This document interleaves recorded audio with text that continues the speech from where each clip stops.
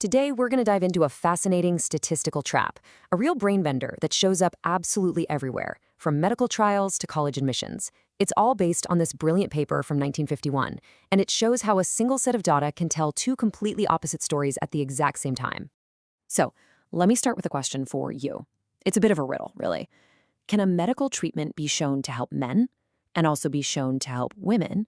But when you look at everybody together, it has no effect at all, or maybe is even harmful. I mean, it sounds completely impossible, right? But it's a very, very real data.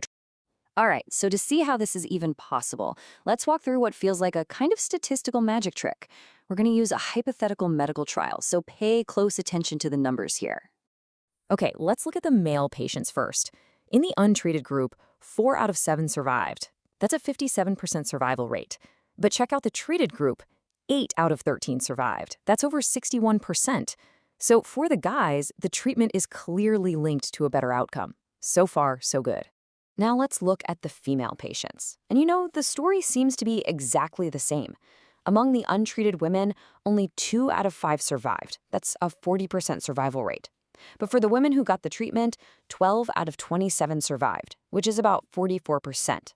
So again, the treatment seems to work. It helps men and it helps women. The conclusion seems pretty obvious, doesn't it? But watch what happens when we combine the data. Look at the total untreated group. We've got 6 alive and 6 dead. That's a 50% survival rate.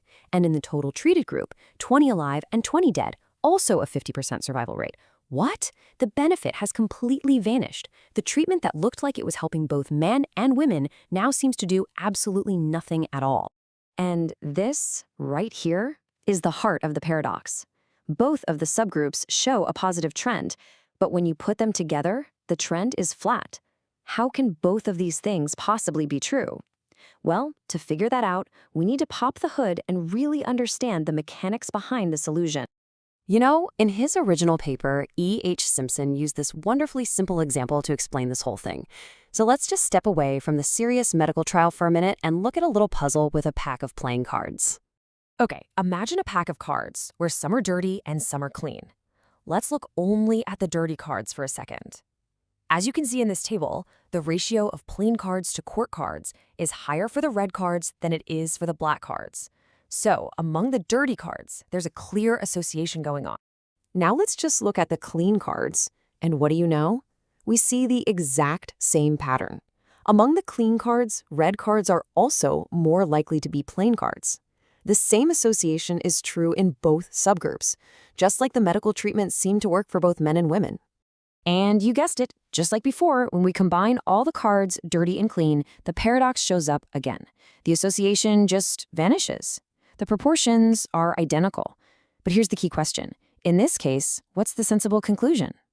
Well, it's the combined table, of course. We know there's no real-world link between a card's color and whether it's a face card or not. This difference is the clue that helps us solve the whole puzzle. So what is really going on here? The magic trick isn't in the numbers themselves, but in a hidden variable that's lurking behind the scenes, just distorting everything. In statistics, this hidden factor has a name. It's called a confounding variable. It's basically something that's connected to both of the things you're comparing, and it can create a totally misleading association, or like in our medical trial, it can hide what's really happening. So, in the card example, the confounder was dirtiness. The story Simpson told was that a baby liked to play with, and therefore dirty, the red court cards. This unequal distribution is what created that fake association we saw. So what was the confounder in our medical trial? It was the fact that women, who in this hypothetical scenario had a lower survival rate to begin with, were also far more likely to get the treatment. This imbalance in who got the treatment is what completely masked its true effect. Simpson's paper even offered a technical test for this. He essentially asked, is the effect of the treatment consistent across both groups? In our examples, the treatment improved the odds of survival by roughly the same amount for men as it did for women. And when that consistency happens, the paradox can show up in its most extreme, perfect form. That consistency is exactly why the combined data is so perfectly misleading. So this brings us to the most important question of all. Knowing this paradox exists, when should we combine the data, and when should we keep it separate? And the answer really all comes down to the question you're asking. For the cards, we want to know about the deck as a whole, so combining the data makes total sense. But for the medical trial, the question is, should I give this treatment to a patient? And since every single patient is either male or female, the subgroup data is the only thing that matters. In that case, combining the data isn't just a statistical mistake. It is dangerously misleading. Simpson himself warned against this. As you can see from this quote from his paper, he said that just because the math looks neat and tidy, you can't just mechanically smash the tables together. You have to stop and actually think about what the numbers represent in the real world. So you might be thinking this is just a clever puzzle from over 70 years ago, but this phenomenon, which we now call Simpson's paradox, is incredibly relevant today.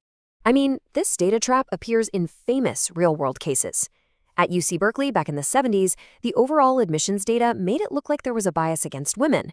But when they looked at the data department by department, they found most departments actually had a slight bias in favor of women. The paradox happened because women were applying to the more competitive departments at a much higher rate.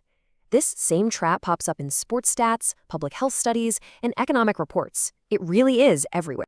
So, if there's one single, most important thing to take away from this, it's to be skeptical of averages. Whenever you see a single statistic that's summarizing a complex situation, you have to ask yourself what important subgroups might be hiding inside this number. Because as we've seen, the overall average can be deeply, deeply misleading. And that leaves us with a final question to chew on. In a world that is just drowning in data and top-line numbers, how often are we being misled by this very same paradox? What hidden truths are lurking just beneath the surface of the statistics we see every single day? It's a question worth asking.